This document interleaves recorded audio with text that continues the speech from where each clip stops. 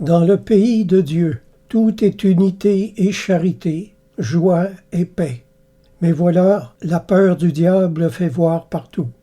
L'ignorance et le manque de connaissance de l'autre génèrent des craintes irrationnelles. Sundari a écrit « Les hommes sont tellement méfiants les uns envers les autres qu'au lieu de se regarder comme des frères, bien souvent ils se reniflent comme des chiens. » Fin de citation. Les chrétiens d'aujourd'hui ont une large bouche reliée à un cœur resserré et étroit. Mais ne croyez pas avoir reçu l'esprit du ciel si vous avez l'esprit de fiel. Ils s'éliminent les uns les autres sans cesse et sans pitié. Ils parlent cruellement les uns des autres.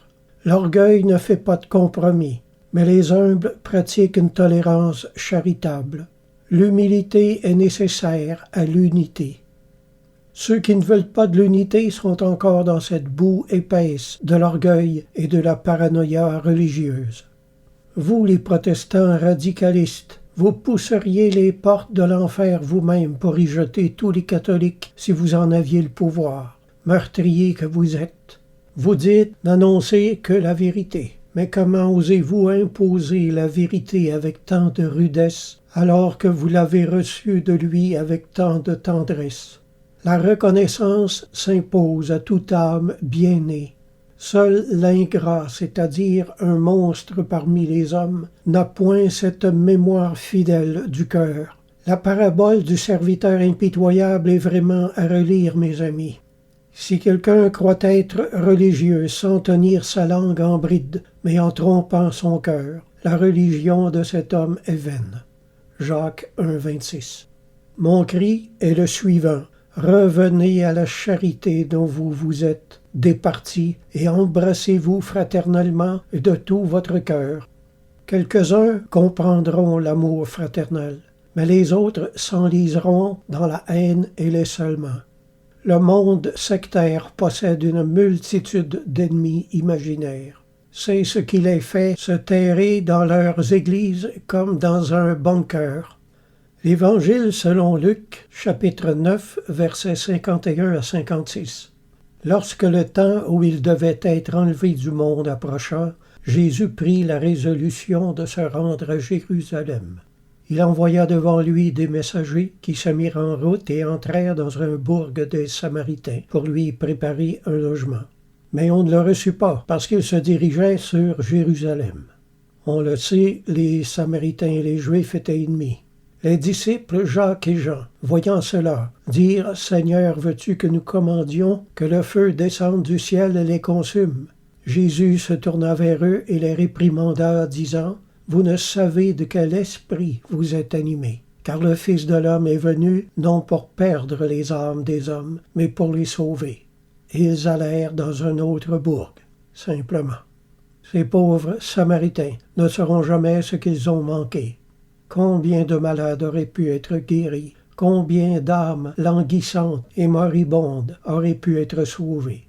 Le départ de Christ a finalement été une punition bien plus grande que la foudre que les disciples voulaient faire descendre sur eux.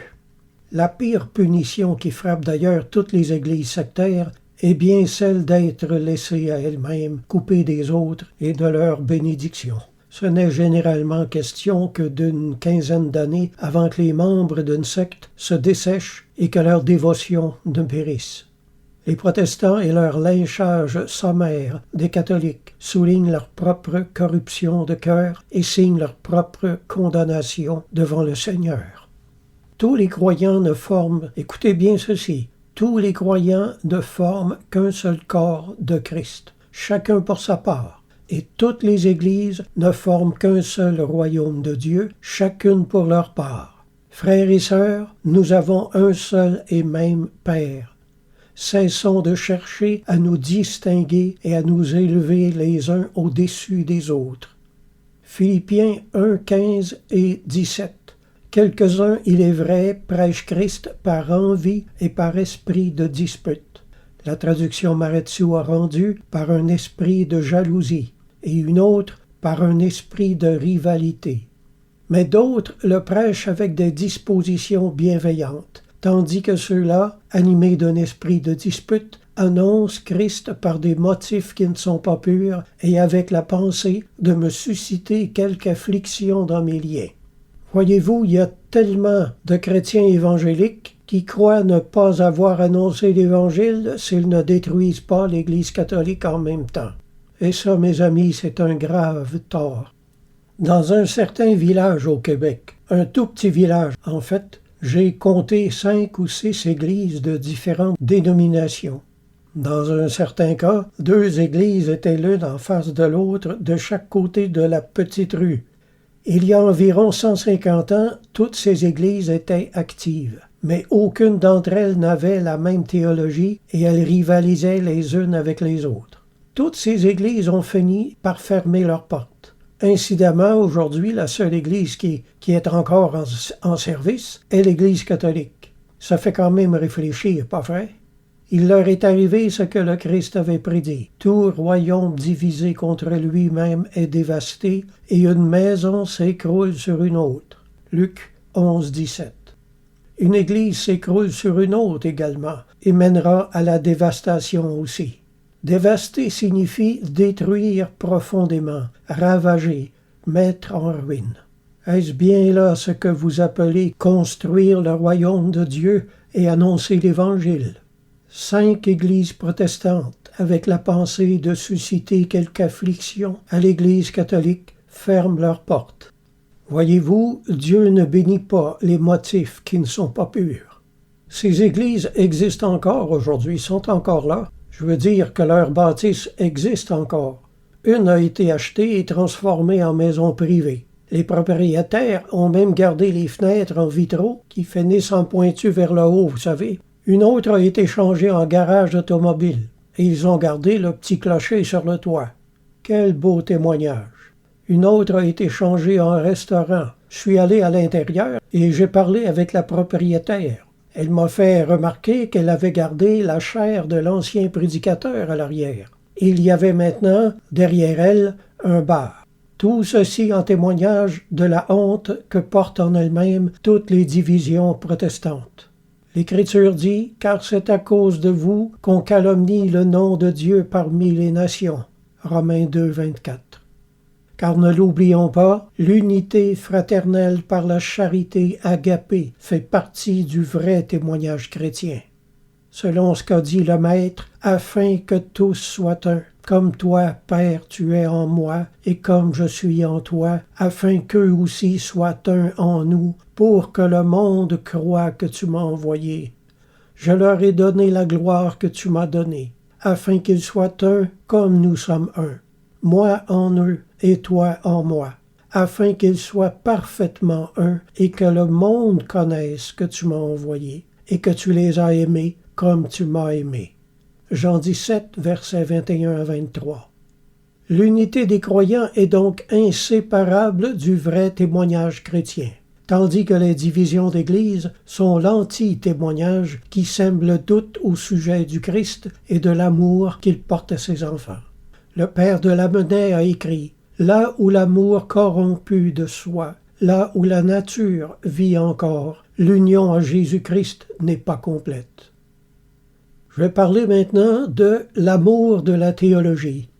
À défaut de posséder l'amour fraternel, les chrétiens d'aujourd'hui se rabattent sur l'amour de la théologie. Ils croient que l'étude et l'accumulation de connaissances leur donnent automatiquement la spiritualité.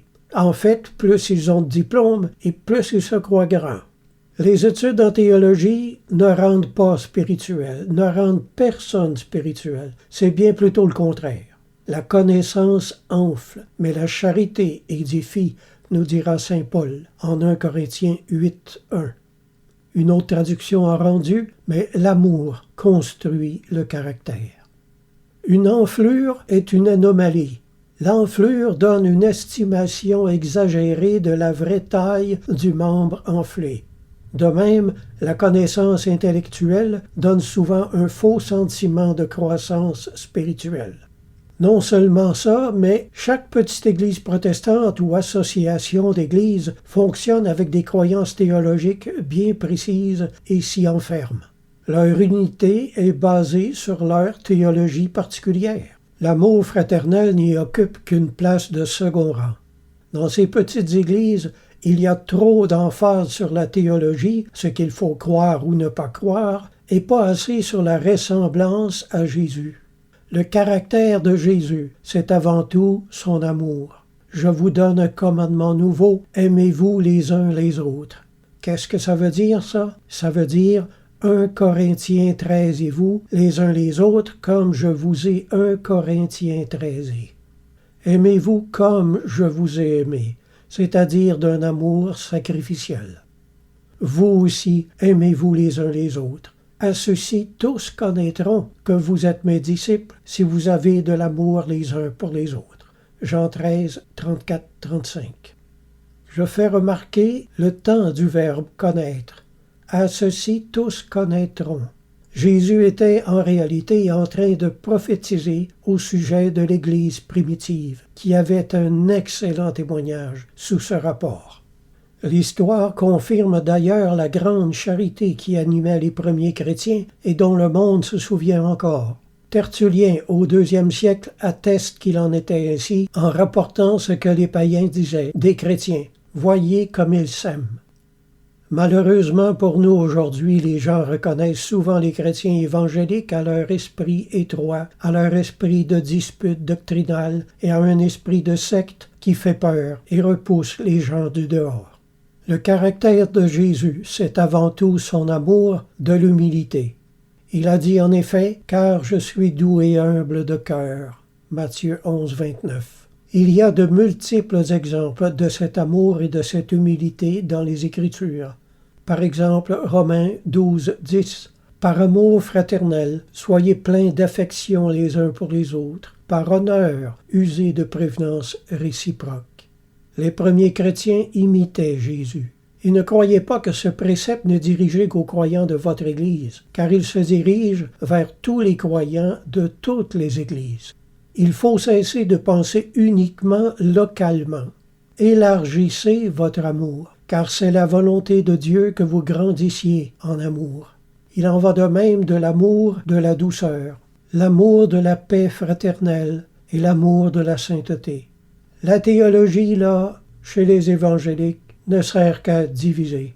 La théologie divise les amis, mais l'affection, l'amour agapé, les unit. Plus vous permettrez à la grâce de mettre d'amour dans votre caractère, et plus vous serez heureux. Pourquoi? Parce que ça plaira au Seigneur, et quand on plaît au Seigneur, il place lui-même en notre esprit le sentiment de joie intérieure en récompense du plaisir que nous lui aurons apporté. L'amour de Dieu s'étend à tous ceux qui croient en Jésus et l'aiment de tout leur cœur, peu importe votre théologie. Si vous n'aimez que ceux de votre Église ou de votre association, vous n'êtes pas parfait. Jésus a dit « Soyez donc parfaits comme votre Père est parfait ». Matthieu 5, 48. Quand j'étais tout jeune chrétien, je me rappelle, j'étais troublé du spectacle que j'avais sous les yeux. Je me souviens avoir prié comme ça. Seigneur, mais pourquoi il y a tant de divisions parmi les chrétiens? Pourquoi il y a tant d'églises sur la terre? La chose m'était en scandale encore. Une voix intérieure très nette m'a dit « Mais de quelle église tu parles? Moi, je n'en vois qu'une seule. » J'ai compris ce que Dieu voulait que je comprenne à ce moment-là. Ce sont les chrétiens qui refusent de se reconnaître entre eux. Et pourquoi? À cause de leur théologie. Aujourd'hui, dans le milieu évangélique, il y a autant de docteurs que de chrétiens. Chacun est son propre docteur et veut faire prévaloir ses idées contre celles des autres. C'est la raison pour laquelle il y a tant de doctrines folles dans ces milieux. Tout le monde réclame le droit d'interpréter la Bible selon leur conscience. Mais qu'est-ce qu'on fait avec ceux qui n'en ont pas de conscience? Mettez-leur une Bible dans les mains, vous allez voir. Vous allez comprendre votre souffrance. C'est écrit où dans la Bible que chacun possède le droit d'interpréter la Bible selon sa conscience? Ne comprenez-vous pas que c'est justement pour cette raison que vous êtes dans toute cette glu de fausses doctrines? Il y a au moins un chrétien sur 10 qui mériterait qu'on lui enlève sa Bible d'entre les mains. On comprend mieux ce passage. Je te rappelle l'exhortation que je t'adressai à mon départ de la Macédoine. Lorsque je t'engageai à rester à Éphèse afin de recommander à certaines personnes de ne pas enseigner d'autres doctrines et de ne pas s'attacher à des fables et à des généalogies sans fin, qui produisent des discussions plutôt qu'elles n'avancent l'œuvre de Dieu dans la foi. Le but du commandement, le but de l'Évangile, c'est une charité venant d'un cœur pur, d'une bonne conscience et d'une foi sincère. Une autre traduction a rendu « Le but de tout enseignement chrétien authentique est d'éveiller l'amour. » Quelques-uns s'étant détournés de ces choses, se sont égarés dans de vains discours. Ils veulent être docteurs de la loi, et ils ne comprennent ni ce qu'ils disent, ni ce qu'ils affirment. 1 Timothée 1, 3-7. Ce passage contredit nettement l'idée que chacun ait le droit d'interpréter la Bible selon sa conscience. C'est exactement pour cette raison que l'Église a, à une certaine époque, interdit au peuple de la lire. Car influencés par les doctrines subversives, protestantes, la Bible ne leur servait qu'à se quereller et à diviser le corps de Christ. L'Église leur a dit quelque chose comme « prenez vos Bibles et vos doctrines protestantes et allez vous étouffer avec, tandis que nous allons aller de l'avant avec notre Bible en latin, une langue que vous ne comprenez pas et donc que vous ne pourrez pas corrompre. » Alors non, l'Église n'a pas interdit la lecture de la Bible pour empêcher les gens de connaître la vérité, comme le réclament les protestants, mais pour empêcher que les doctrines hérétiques ne se répandent davantage. La grande réforme aurait dû s'appeler la grande confusion, ou la grande ignorance, ou encore la grande occasion de chute, oui. Mais là où il y a de l'amour, un réel amour agapé dans les cœurs, il n'y a jamais de division. Et là où il y a l'unité par la charité, le témoignage chrétien est à son plein potentiel. Maintenant, j'aimerais vous montrer à quel point l'unité et l'amour étaient importants dans les premiers siècles. Nous allons lire un extrait de la lettre d'Ignace d'Antioche aux Éphésiens, écrite en 107, juste avant son martyre. Ignace était le pasteur en chef de l'église d'Antioche. Aussi convient-il de marcher d'accord avec la pensée de votre évêque, ce que d'ailleurs vous faites. Votre presbytérium, justement réputé, digne de Dieu, est accordé à l'évêque comme les cordes de la cithare. Ainsi, dans l'accord de vos sentiments et l'harmonie de votre charité, vous chantez Jésus-Christ. Que chacun de vous aussi, vous deveniez un cœur, afin que, dans l'harmonie de votre accord, prenant le ton de Dieu dans l'unité, vous chantiez d'une seule voix, par Jésus-Christ, un hymne au Père, afin qu'il vous écoute et qu'il vous reconnaisse, par vos bonnes œuvres, comme les membres de son Fils. Il est donc utile pour vous d'être dans une inséparable unité, afin de participer toujours à Dieu. Fin de citation. Il y a beaucoup de choses là-dedans. Nous voyons comment une Église est supposée fonctionner, unité et amour, et toujours y persévérer et s'y parfaire. Malheureusement, dans la plupart de ces petites églises protestantes, tout ce que les croyants ont à manger le dimanche, ce sont des sermons qui endoctrinent, qui resserrent le cœur et empêchent finalement le croyant de vraiment grandir en vertu. Ignace souligne l'importance de chanter notre foi au Christ à la gloire du Père. Il n'y a rien de doctrinal dans la louange. Il n'y a que de l'amour pour notre Dieu. Tout le monde est d'accord sur ce point. Il n'y a qu'une seule foi au Christ. Il n'y a qu'un seul Dieu et Père à qui nos louanges montent. Lorsque nous louons le Seigneur d'un même cœur, il n'y a pas de querelle, de dispute, ni rien de semblable. Il n'y a qu'un magnifique amour fraternel. Afin qu'il vous écoute et qu'il vous reconnaisse par vos bonnes œuvres comme les membres de son Fils, il est donc utile pour vous d'être dans une inséparable unité. Oui, cela nous est utile de marcher et de vivre dans cet amour, car c'est à cela que Dieu vous reconnaît pour ses fils et ses filles. Et quand vous faites plaisir au Seigneur, il vous le rend en répandant sur vous son esprit et en répondant à vos prières. Si nous donnons de la joie au Seigneur, il nous en donnera lui-même en retour. Grandissons donc dans cette volonté d'unité et dans un amour élargi, et toute notre vie spirituelle sera transformée. Amen.